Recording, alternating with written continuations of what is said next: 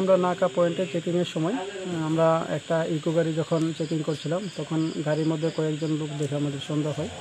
তারপর তল্লাশি চালিয়ে আমরা ওদের কাছ থেকে 13 কেজি গাঁজা উদ্ধার করি। তার মধ্যে এখানে ড্রাইভার সহ 6 জন মেল আর 2 জন ফিমেল ছিল।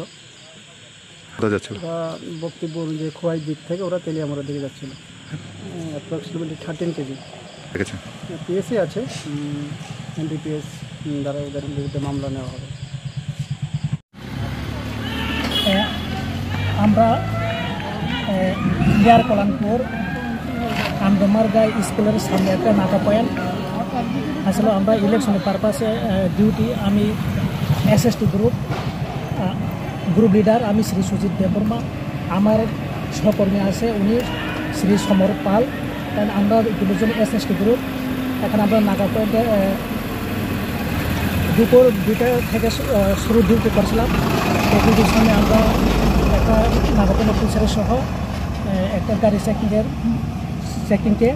চেকিং করেছিলাম। ওই চেকিংকে গাজার লোক মানে পাচার আসলে এটা আমি চেকিংকে ধরা পড়েছি এটাই। আচ্ছা, মানে আপনারা 7 জন ড্রাইভার আছে, 8 জন এক্সট্রা ড্রাইভার আছে। আচ্ছা, এখন তারা কই আছে?